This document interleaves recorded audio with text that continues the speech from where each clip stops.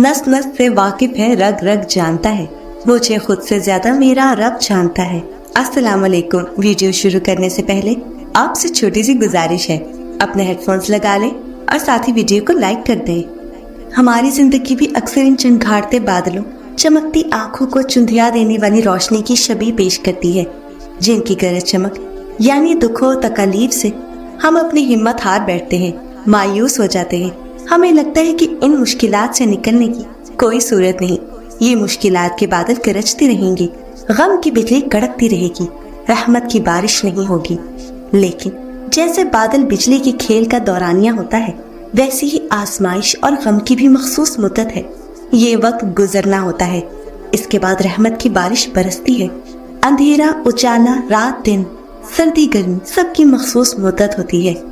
ऐसे ही खुशी और गम भी साथ साथ होते हैं, आगे पीछे। अल्लाह रब्बुल इज्जत इरशाद फरमाते हैं, इन्ना माल उसरी युसरा, बेशक मुश्किल के साथ आसानी है। वो देखता है कौन आजमाइश में मुब्तला होने के बाद भी उससे अच्छी की उम्मीद रखता है, कौन खुदा पर यकीन और भरोसे से वक्त काटता और कौन हिम्मत हार के शिकवा के ना हो जाता। गम के बादल के पीछे खुशी का बादल भी चला आ रहा होता है, लेकिन मायूसी में घिरे वजूद उसे देख नहीं पाते। मायूसी को तो वैसे ही कुफ्र कहा गया है। अल्लाह ताला फरमाता है कि और खुदा की रहमत से ना उम्मीद ना हो कि खुदा की रहमत से काफिर ना उम्मीद हुआ करते हैं।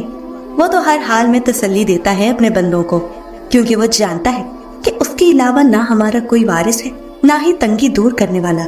लेकिन एक बात भी बताती चलो, मुसीबत और आजमाइश में बड़ा फर्क होता है। मुसीबत वो जो हमारे आमाल की वजह से आती है, और आजमाइश रब का बंदे से मोहब्बत का इम्तिहान है कि मुझसे मेरा बंदा मोहब्बत का जो दावा कर रहा है कितना खरा है उसमें। हालांकि वो जानता है कि कौन मोहब्बत में पुकारता और कौन जरूरत में। अब हमें देखना ये है कि हम आजमाइश का शिकार हैं या अपनी बदअमालियों का।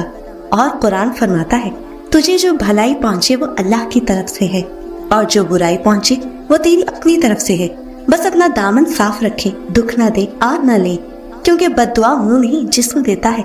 जब जब वो तकलीफ से तड़पता, जब जब आंख नम होती है, जब जब दिल दुख से बेकरार और बेसुकून होता है, और जब जब वो फैसला रब के हवाले करता है, और फिर अल्लाह का तराज इंसाफ तोलता है। और कुरान में अल्लाह फरमाता है, और तेरा रब भूलने वाला नहीं, मत किसी की राह खोटी करें, मत किसी को गुनाह की तरफ लगाएं। याद रखें, ये बेचैनियां बिना वजह नहीं है, कोई तो सबब है इनका। और कुरान में अल्लाह फरमाता है, जो शख्स किसी नेकी या भले काम की सिफारिश करे उसे भी उसका कुछ हिस्सा मिलेगा, और जो बुराई और बदी की सिफारिश करे उसके लिए भी उसमें से एक हिस्सा है। अपने किए की माफी मांगे, रब से तौबा करे, वो तो माफी का दर हर वक्त खोले बैठा है। और कुरान में फरमाया है, कह दो कि ऐ मेरे बंदों जिन्होंने अपनी जानों पर ज्यादती कर ली है, खुदा की रहमत से ना उम्मीद ना होना। खुदा तो सब गुनाहों को बख्श देता है, और वो तो बख्शने वाला मेहरबान है। रुजू कर लो अपने परवरदिगार से इससे पहले कि तुम पर आज़ाब वाक़े हो। इंतजार करें उसकी रहमत का, वो हिम्मत से बढ़कर नहीं आजमाता। जो आपका है आपको ही मिलेगा। किसी शख्स को उसकी ताकत से ज्यादा तकलीफ नहीं दी जाती। अल्लाह की रहमत से ना उम्मीद ना हो। जो पत्थर में छुपे जानदार को नहीं भूलता, हमें कैसे भूल जाएगा। देर किसी मसलहत के तहत होती है। दुख की रातों के बाद सुख का सवेरा जरूर तुलू होता है। हम अपने मालिक को नहीं समझ सकते, वो आजमाता है, आखिर तक ले जाएगा। फिर गुमान में भी नहीं होगा, कुछ ऐसा कर देगा कि हमें यकीन भी नहीं आएगा कि हम गुनाहगार इतना नवाजे गए हैं, और तुम्हें परवरदिगार अनकरीब वो कुछ अता फरमाएगा कि तुम खुश हो जाओगे। बेशक मेरा भरोसा अपने रब पर पुख्ता है। इंशाल्लाह भरोसा करने वाला और सब्र करने वाला पा लेगा उसकी रहमत से।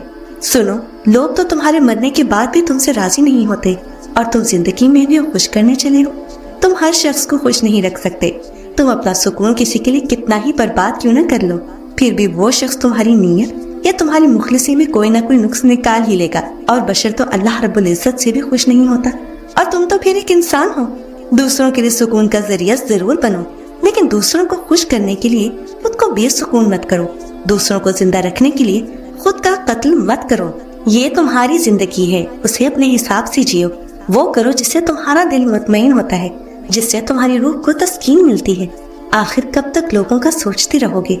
लोग क्या सोचते हैं या लोग क्या सोचेंगे, इसकी फिक्र मत करो। बस उसका ध्यान रखो कि अल्लाह रब्बुल इज्जत तुम्हारे बारे में क्या सोचते हैं। یا اللہ رب العزت تمہارے بارے میں کیا سوچیں گے؟ اور لوگ تو تمہارے مرنے کے بعد بھی تم سے راضی نہیں ہوتے، اور تم زندگی میں انہیں خوش کرنے چلے کیوں خود پر اتنا ظلم کرتے ہو؟ جب وہ تمہیں بار بار دھتکار دیتے ہیں، تمہارے جذبات اور احساسات کا مذاق اڑاتے ہیں، پھر اتنے دل برداشتہ ہوتے ہو کہ خود کو ہی اذیت میں مبتلا رکھتے ہو۔ کن لوگوں کے لیے خود کو تکلیف دیتے ہو جن کو تمہاری پرواہ ہی نہیں، جن کے لیے تم ایک بیکار اور فالتو شے ہو؟ رونا، غم کرنا، سسکتے رہنا، رات بھر نہ سونا، یہ سب انسان کی فطرت کا حصہ ہے، اور رونا حق ہے تمہارا۔